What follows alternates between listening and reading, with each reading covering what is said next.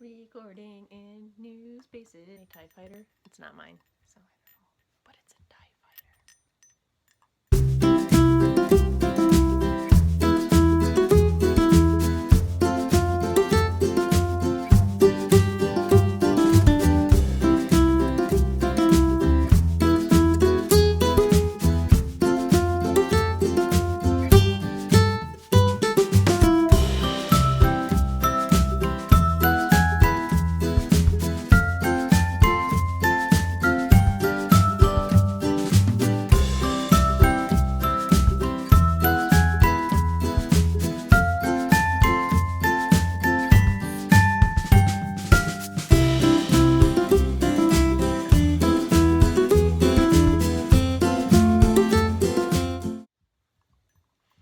Hello and welcome to Once Upon a Corgi mini-sode. I mentioned a couple episodes ago that I'm recording at my parents' house. If you can't tell, I'm in Adrian's craft room area. So it's really weird because I'm talking and there's people home. So if I just keep making faces and get really quiet, somebody's walking past the door.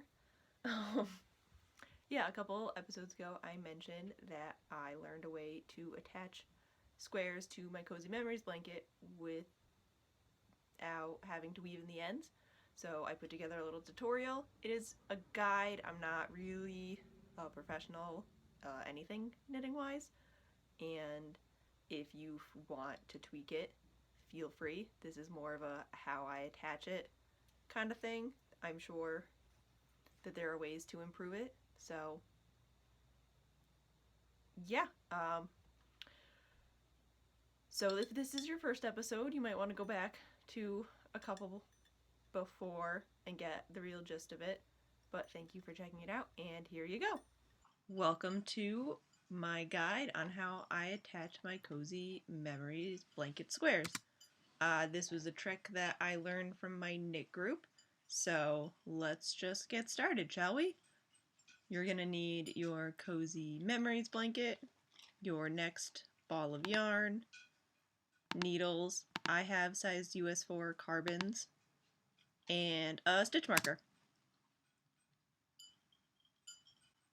So this is the thread from the cast off of the last, and you're just going to take your new yarn and start knitting in one loop, and then you're going to hold your two tails together against the side, sort of that, and then as you pick up your stitches, you're going to twist your new cast on around the tails of your old. So this one, you'll wrap the tail around the under, and then when you pick up the stitch, you'll wrap the tail and pick it up from above them. So it's sort of braiding it in. So under, pick up, over. Try not to split your stitches like I do all the time. Pick up a stitch, go under, pick up a stitch, pull your working yarn over. And then you do that for as many stitches as you pick up for each side, trapping your tails in the stitches against the seam of your blanket. And I do my squares 20 stitches by 20 stitches, so a 40 stitch square. You can also go through and pick up your stitches with a crochet hook. So if picking them up knitwise is not how you usually do it, I'm sure that you could do this the same way with a crochet hook.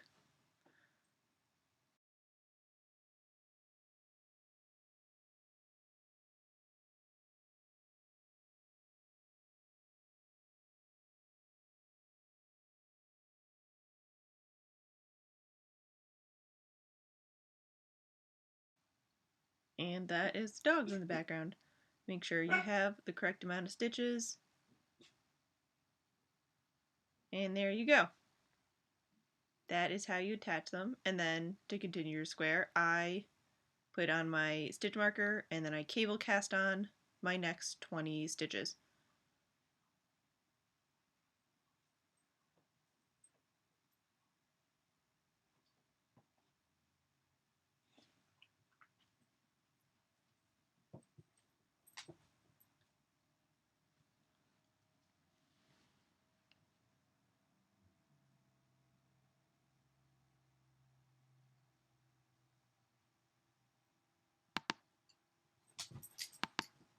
Once again, make sure you have the correct amount of stitches so all your squares are at least uniform in that sense.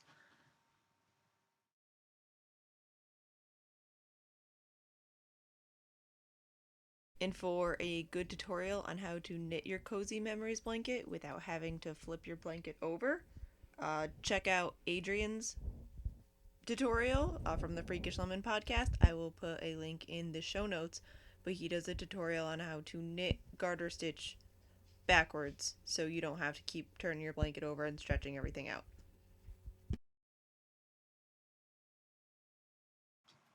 And there you have it. So your scrap yarn is now woven into the seam of your blanket. It's got a little bit of stretch. If you feel like this isn't going to secure it enough, you can always weave in the ends just for an extra measure, but this will also, I think, help add a little bit stability to the seams of your blanket. And then, after all of that, you are ready to go. Well, I hope that was helpful and informative. It was my first tutorial and it was super fun to make, so maybe I'll continue doing stuff like that. I mentioned in the video the Adrian's guide to how he knits backwards for his rows, so I will put a link to all of that in the show notes, which you can find at onceuponacorgi.wordpress.com. And I will see everybody next week for a full episode. Enjoy knitting. That was dumb. Why would I say that?